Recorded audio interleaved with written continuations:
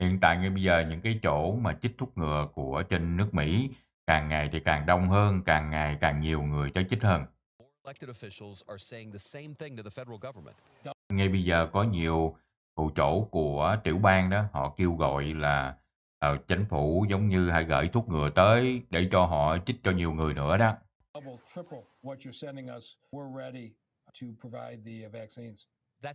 Đây là bên Detroit đó, thì họ nói là họ có sẵn sàng, chỉ cần đợi thuốc ngừa tới để mà chích thôi.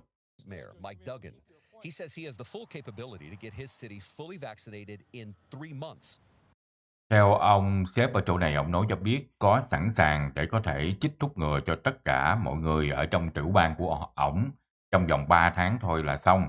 Nhưng mà ổng đang cần cái thuốc ngừa của chính phủ gửi tới. Và hiện tại thì ổng không có đủ thuốc ngừa để mà chích cho tất cả mọi người.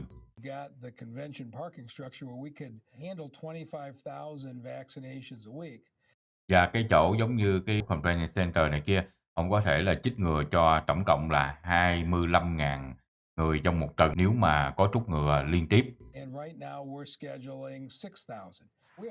Và ông nói giống như hiện tại người ta gọi vô schedule này nọ đó, sắp xếp để chích ngừa chỉ có 6.000 thôi, tại vì không có nhiều thuốc ngừa để mà chích thì làm sao mà chích đây. Cách chỗ ổng đó, của cái hãng Pfizer đó, cách ở trên có vài con đường thôi. Ý ổng nói là nếu mà gần như vậy thì hãng đó có thuốc ngừa thì nên đưa cho ổng đó.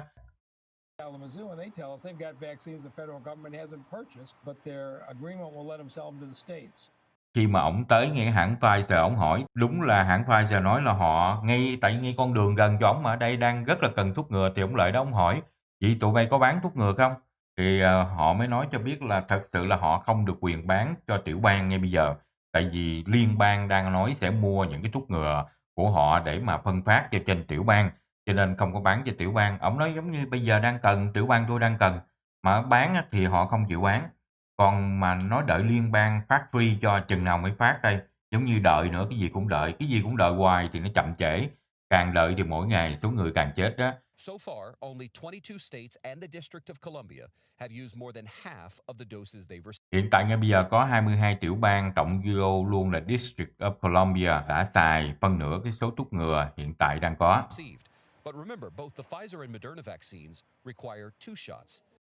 Mọi người cũng nhớ là cái hãng Pfizer và Moderna, hai cái hãng này đó là cần tất cả mọi người là chích thuốc ngừa đó, chích 2 lần chứ không phải 1 lần nha, phải chích 2 lần.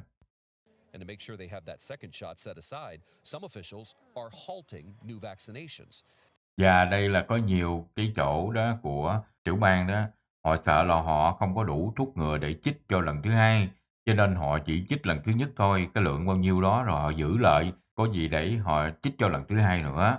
Tại vì trong vòng 21 ngày là phải cần chích lần thứ nhì, nói vậy đó. That's exactly what happened at Baptist Health in Miami. They canceled Đây là một trong những cái chỗ mà của bên Miami họ làm vậy đó. all appointments for their first vaccinations because their expected allocation did not arrive this week. Theo của cái nhà thương chỗ này đó, họ cancel hết tất cả những cái người ta gọi mà make appointment để chích thuốc ngừa lần đầu đó. Tại vì họ giữ lại đó để mà họ sẽ chích cho những cái người mà đã chích lần đầu rồi, bây giờ chích lần hai. In San Francisco, officials say they're going to run out of doses today. Ở bên San Francisco thì ngày hôm nay họ báo cho biết là California đó sẽ hết thuốc ngừa luôn. In New York City, Mayor Bill de Blasio says they have the capacity to vaccinate 300,000 people a week. Là ở bên New York thì họ báo cho biết là họ có thể chích thuốc ngừa cho tổng cộng là 300.000 người một tuần. But they're going to begin to run out of doses today too. Và ngày hôm nay họ bắt đầu cũng không còn thuốc ngừa kế tiếp nữa, tại vì họ run out nữa. Trong tuần này có 23.000 người New York đã make appointment để lại chích thuốc ngừa. Và trong tuần này những cái người đó sẽ không được chích thuốc ngừa là tại vì ngay bây giờ không có thuốc ngừa nữa để mà chích đó trong tuần này. Đây là một trong những người cô này cũng là không có được make appointment để mà chích thuốc ngừa. Cô này đó là làm ở trong trường dạy học đó, ở trong The Bronx, trong mấy khu nhà nghèo của bên New York. It creates anxiety and maybe even a little bit of a sense of panic. I don't quite understand scheduling appointments for which you didn't have doses. Và cổ nói giống như làm cho người ta lộn xộn và cũng không hiểu cho lắm. Giống như tại sao make appointment rồi mà lại ngay bây giờ nói là không có thuốc ngừa để mà chích. Giống như vậy thì thuốc ngừa ở đâu, đi đâu hết rồi. Fair point, right? One bit of good news, the territory of Puerto Rico says it is administering 100% of the doses it receives every week from the federal government. Back here in the Puerto Rico đó, thì hiện tại ngay bây giờ họ nói là họ sẽ nhận được cái số thuốc ngừa mỗi tuần của bên nước Mỹ gửi qua đó, của chính phủ Mỹ gửi qua là khoảng chừng 100.000 này kia. state of Michigan where we are this morning, you heard the Detroit mayor say Pfizer's right up the road. Ở bên Michigan á, thống đốc bên đó nói là cái hãng Pfizer đó làm chế thuốc ngừa đó, danh kìa, đi lên cái là tới rồi, tại giống như cách một con đường thôi. Tại sao mà họ không có mua được ngay đó, phải đợi chính phủ? Pfizer could sell extra doses directly to the state of Michigan, but Và Michigan nói giống như những cái gì dư lại đó với tỷ chính phủ bán không có hết này kia hoặc mua không hết thì họ ở đây là Michigan họ mua hết cho, giống như có cái gì đó đưa ra họ mua hết. Họ ý là họ nói họ kế bên họ mua, họ chở ra họ chích liền cho nó mau đó. apparently the federal government prohibits that.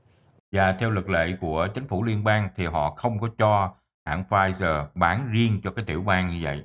According to the mayor, we reached out to Pfizer but never heard back. Và theo của đài CBS thì họ kiếm ông sếp ở đó nói chuyện này kia nhưng mà hãng Pfizer không có báo chuyện gì trả lời cho họ hết. 5,000 American lives have been lost, passing the number sacrificed in all of World War II. Tính ra đó, bây giờ là cái số người chết về COVID-19 ở trên nước Mỹ còn nhiều hơn là chết về bị chiến tranh mà của World War II nữa, ở trên nước Mỹ nữa.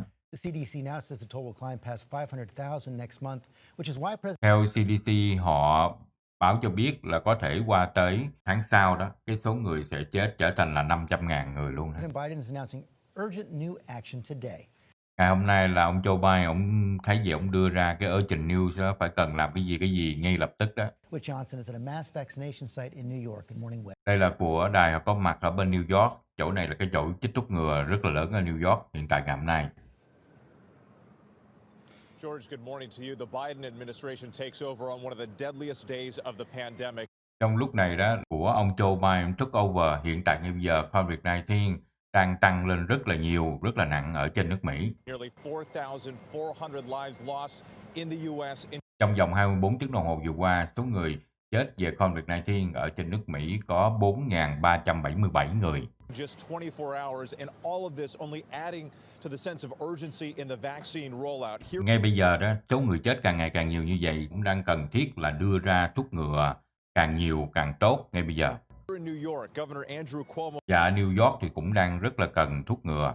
saying that the state will likely burn through its remaining Và ông Andrew, ông nói cho biết có lẽ là tiểu bang của ổng có lẽ là về chích thuốc ngừa đó là sẽ sạch sẽ hết, không có còn luôn đó trong tuần này. supply of doses in just 2 days. The Trong vòng 2 ngày nữa thôi thì có lẽ là they run out thuốc ngừa rồi, hết rồi đó. NYPD forced to suspend shots for employees Và NYPD đó, họ hiện tại bây giờ họ đang ngừng lại không có chuyện chích thuốc ngừa cho những người cảnh sát nữa.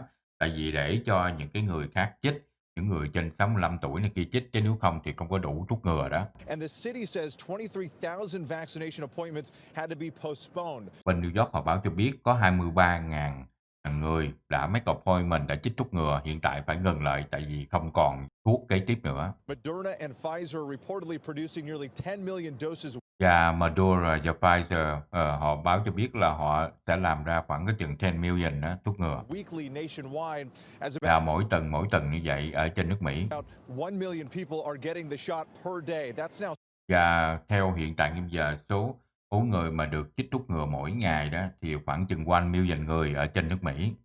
seemingly on pace with President Biden's goal of injecting 100 million doses in 100 days. But Và theo của ông Joe Biden, ông tính toán, ông nói là về cái chuyện chích thuốc ngừa ở trên nước Mỹ trong vòng 100 ngày thì sẽ chích 100 million người. Hiện tại bây giờ là đang định làm như vậy đó. significant challenges remain. Meantime, in Đây là cái chuyện mà cái challenge rất là khó khăn, nhưng mà theo cái kiểu của ông Joe Biden, ông muốn là như vậy. California, that state now becomes the first in the country to surpass 3 million COVID. Hiện tại ngay bây giờ California là tiểu bang đầu tiên trên nước Mỹ đã qua 3 triệu người bị nhiễm COVID-19.